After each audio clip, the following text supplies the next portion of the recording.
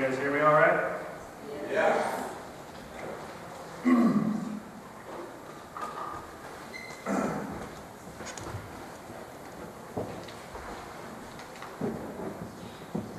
Global warming is real. And we humans are causing it. And I love race cars.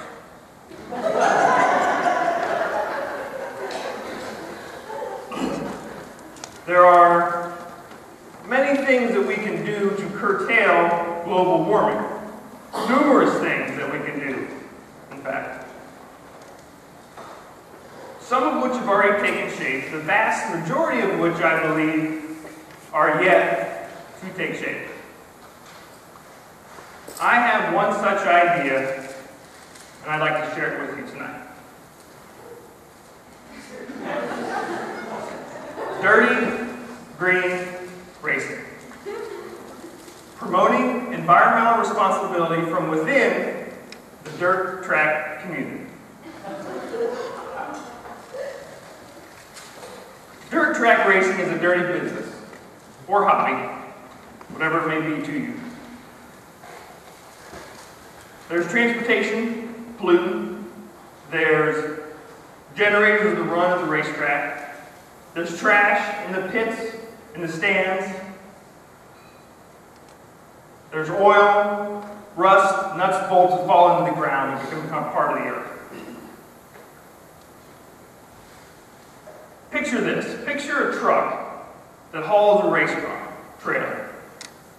That truck is biodiesel or maybe electric. Because if you use that truck to go strictly from home to the racetrack, I think you could get away with it being electric. And then the trailer that you use to haul your race car has got solar panels across the roof. And as that trailer sits idle all week long between races, it absorbs the sun's energy and stores it in deep cycle batteries on the trailer. It stores it in cordless tool batteries inside the trailer. It runs an air compressor that fills a compressed air tank on the trailer and a compressed air tank on the truck. So when you show up to the racetrack, you've got a week's long solar energy stored on your rig, and you can release that energy to blow up your tires, to fix your car, to tear things apart, to rebuild them, to do all the things you have to do in a weekend to race a car. Your sponsors would be green sponsors. Green sponsors, as in maybe they're companies that have green aspirations, or they do have some energy reduction goals, or zero waste to landfill. Or maybe your sponsors provide a green service, geothermal, insulation, recycled content. You provide literature at the racetrack, in the pits, educational material, maybe job postings for green jobs. Carbon offsets you purchase every time you go to the racetrack. You plant 16 trees, or you buy an acre of the rainforest to offset the carbon that you emit during the weekend.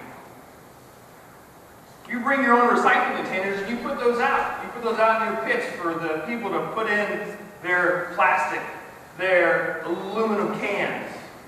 And then you take those containers and you put them in your pickup truck and you drive them home. You don't go to the racetrack owner and be like, "You've got to recycle." You just put yours out, they fill them up, and you take them home and you deal with it yourself. Maybe you even build an elevated work surface for the car. So when the car comes into the pits, it's up off the ground, so that you can capture all the oil, the transmission fluid, the nuts, the bolts, the rust that would fall off of it, and usually be into the ground, but you collect it and you dispose of it properly at the end of the day. So you may be asking yourself,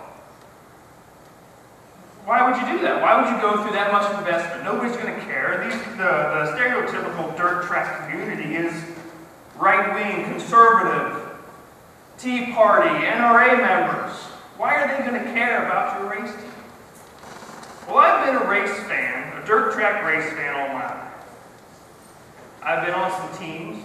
I've been a driver a few times. And what I've learned is that it doesn't matter what your car looks like. It doesn't matter what your driver looks like or how your driver sounds. It doesn't matter if you drive a black number 3 or a fucking rainbow colored number 24. If you're successful, if you're competitive, people are going to buy your shit. People are going to buy your hats. People are going to buy your posters and your shirts. If you're competitive, you're going to have fans. If you're competitive, you're going to have people rooting for you. If you're competitive, you're going to have people that hate you. If you're competitive, you're going to have people pissing in your recycling containers. But people are going to be talking about you. So if you're competitive, you're going to promote your image no matter what it is. So what does that do? What does that do for the dirt track community? Well, it gives an outlet for those people that may have the same beliefs as you about it. I want to care about the environment, but I don't because I don't do it verbally because I'm in this community that may look down on that or make fun of me for that. It's going to give them an outlet to say that I care. It's going to provide access to information that someone's on the fence about, should I give a shit or not? They're going to learn a little bit, and maybe they'll start to give a shit. I think the big thing that it would do is it would say that you don't have to give up what you love in order to be environmentally responsible.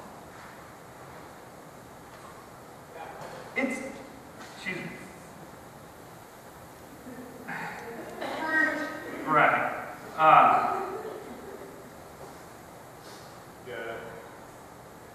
You don't have to give up what you love to be environmentally responsible. Because even though you've got this green race team, at the heart of it, you still have an American V8 gas-guzzling, carbon-emitting, blow your eardrums out race car. So that says I can still have fun and care. It doesn't make me weak to care about the environment.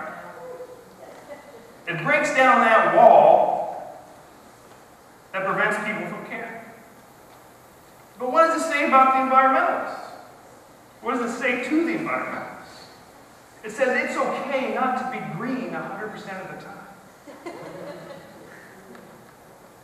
It's okay to like NASCAR. It's okay to buy a 1979 F-150 pickup truck because you think it's cool.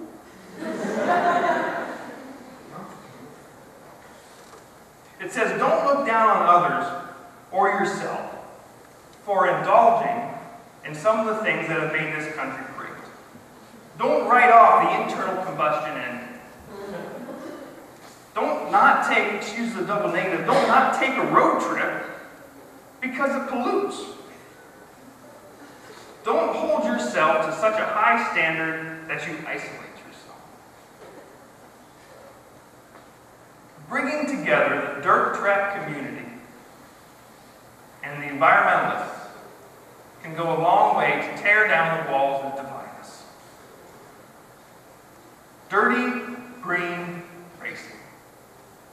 Promoting environmentalism